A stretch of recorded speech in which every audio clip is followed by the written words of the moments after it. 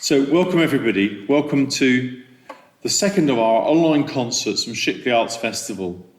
It's a great pleasure to introduce this concert from Shipley Church, where it all began 20 years ago in terms of our festival and bringing together of our community here in Shipley and now many communities from the great country estates and churches across our county, but focused around this district in Horsham. One of the inspirations for me when I went to the parish to ask their support was the great composer John Ireland, who rests here in the church. And this was about the time that we were all celebrating the millennium. Here on the left, this is all the businesses and charities which are in the village. You can see a large number, and you'll see my orchestra and string quartet mentioned on that document. We're going to try and bring this evening together with music which spans over a century, and particularly thinking of this VE Day and those soldiers who fell, who you'll have already seen earlier this evening, while perhaps some of you were in the Royal Albert Hall with Catherine Jenkins. And thank you for those that have come straight here from that event, that online concert as well. We're going to bring together themes going back 20 years. We're thinking of Yehudi Menuhin, the fantastic support we've had and relationship we've had with the school, which is through the great composer Malcolm Singer. And Malcolm, of course, is one of the many composers who supported us and brought our vision of new music bringing together communities.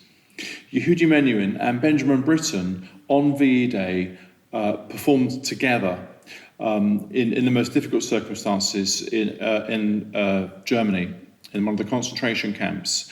And I particularly mention them because of their great humanitarian work and vision, and also John Ireland on my right. John Ireland was Benjamin Britten's teacher together with Frank Bridge at the Royal College of Music.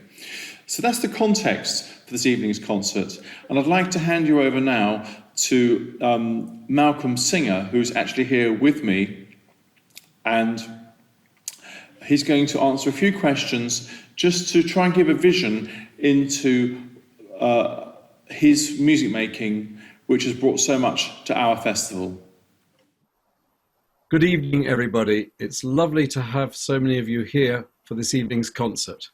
My history with Shipley goes back quite a long way, I think a dozen years or more. Andrew rang the Menuhin School and contacted us to see whether the Menuhin School and myself as composer would get involved in the Shipley Festival. And by a happy coincidence, my assistant, Kathy Whitnall, who was strongly connected with Trinity College of Music, knew Andrew and knew his work.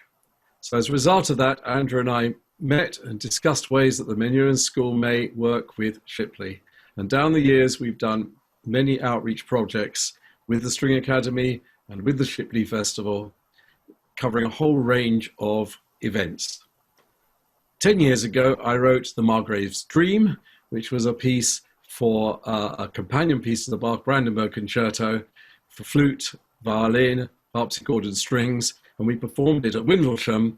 And actually in that concert in 2010, there was a very little double bass player with an enormous double bass from the String Academy, one Will Durden, who then became a pupil at the Menuhin School and went all through the Menuhin School very successfully, got a scholarship to the Royal College of Music, now is turning into a very distinguished bass player.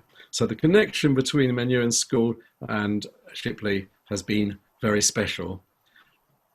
What Andrew does with the String Academy is really, I think, unique. And that's what excited me about getting the Menuhin School involved in it.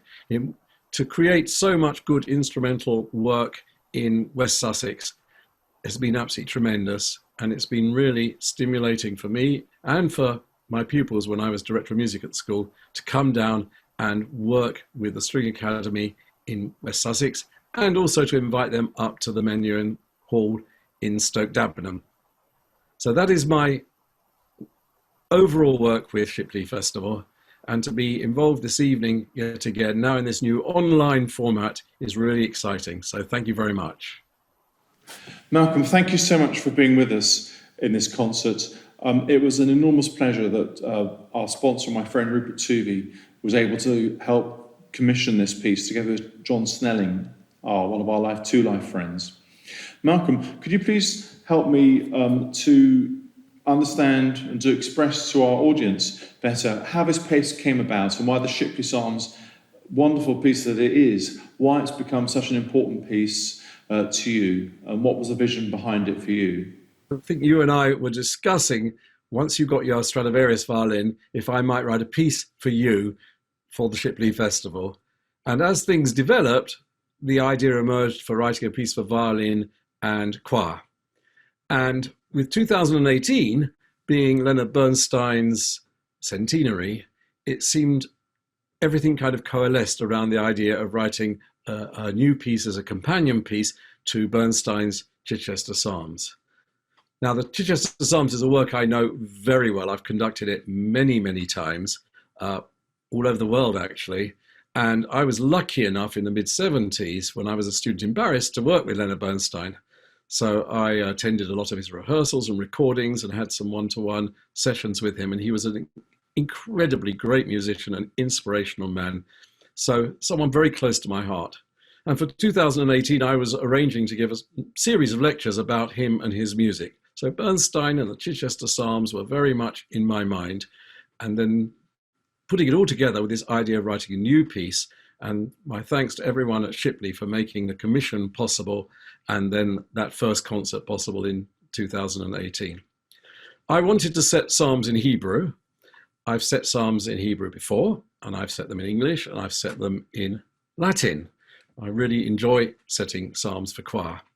And I was conductor of the Zemel Choir, which is London's Jewish choir, for a number of years, 10 years, back in the 80s and early 90s, from 83 to 93. So I'm steeped in Jewish music and in psalm settings in Hebrew. And I chose psalms that have Shiru Ladonai, Shir Hadash, sing a song to the Lord, sing a new song to the Lord. These are mostly joyous psalms. And then I finish with some of the verses from Psalm 136, which is a little bit more downbeat, but still in glory to God. And the violin acts as an introduction and a coda and a link between the four movements, which are continuous. And the violin also accompanies the choristers at various points. The work ended up being in these four movements. The first and third are fast and lively, and the second and fourth essentially are slow. And I wanted to kind of pay homage to Bernstein. So in my second movement, just as in the second movement of the Chichester Psalms, I have a solo for either a boy, treble, or for a countertenor. And when we performed the premiere with the wonderful Royal Holloway Choir, they had a fantastic countertenor who sings this solo beautifully. So it's a real pleasure to return to my Shipley Psalms and to return to that premiere performance from 2018. I hope you all enjoy it. Thank you.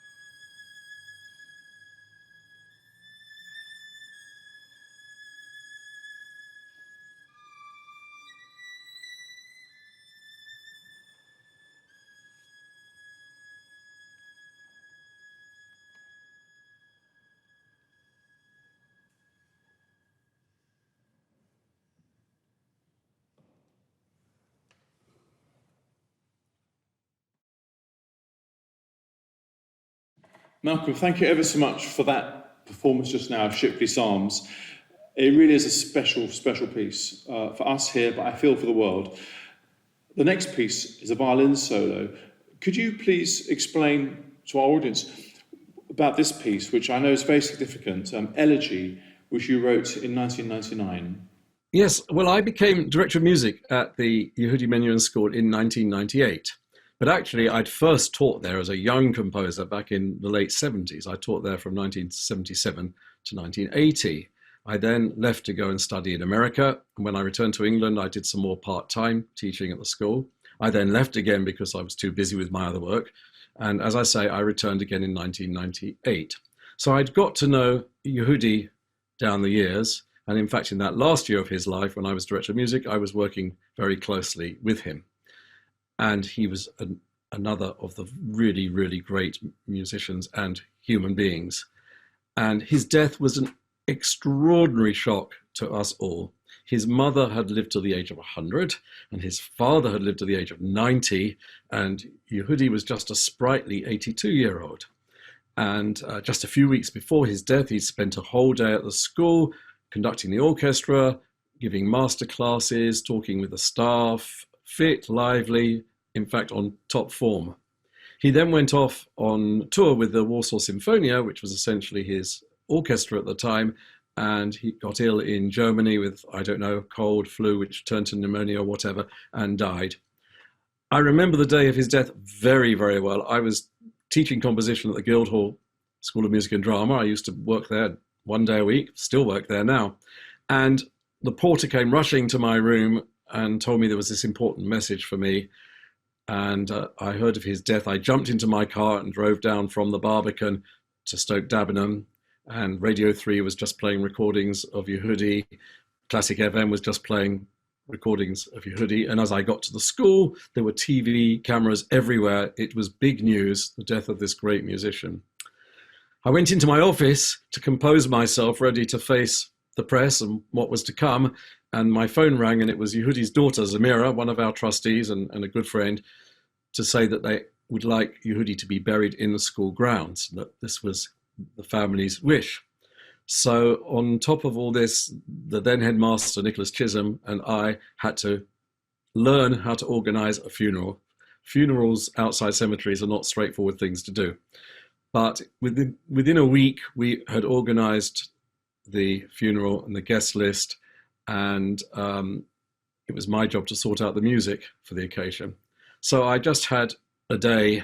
I was looking at my score. It was I think the 17th of March, to write this elegy, which is essentially a kind of funeral cortege for solo violin.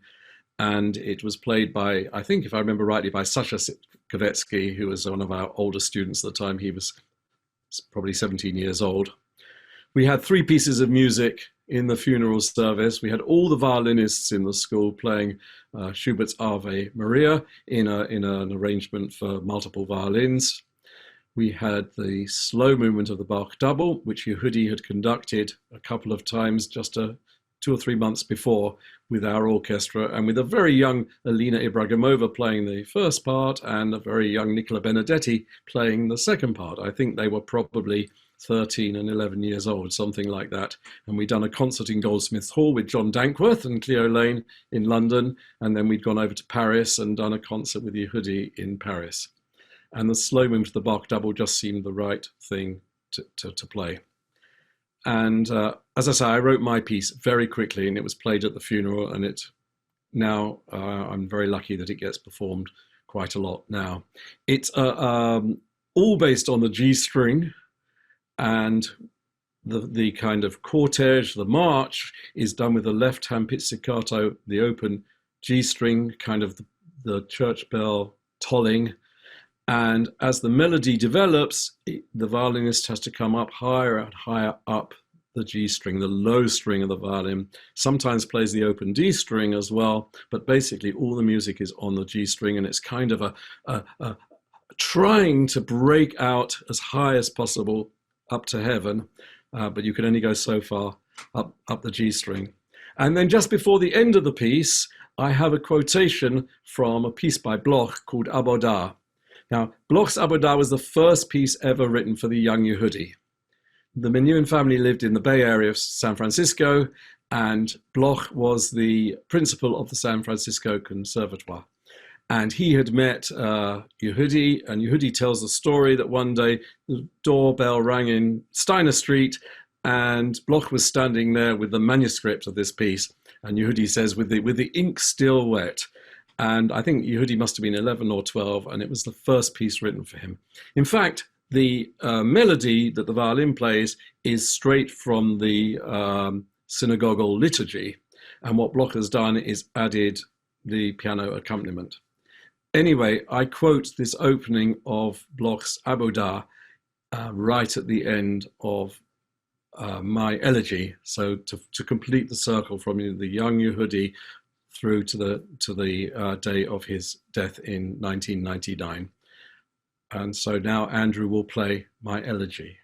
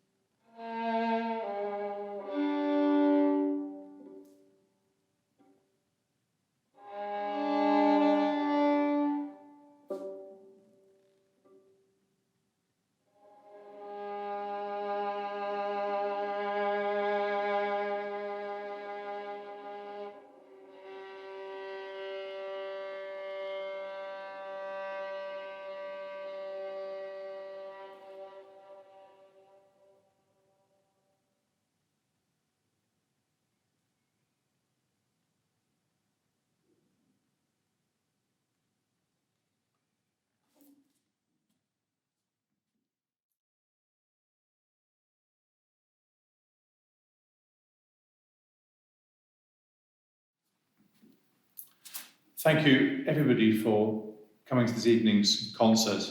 It's been a great pleasure to have you with me. I feel you're all here with me, and Malcolm, all our musicians, in this very special and unique festival.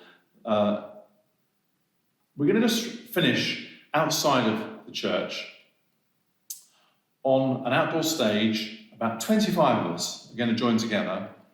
So far, we've had one of the leading choirs in the United Kingdom, the Royal Holloway, the choir of the chapel, the chapel choir of Royal Holloway.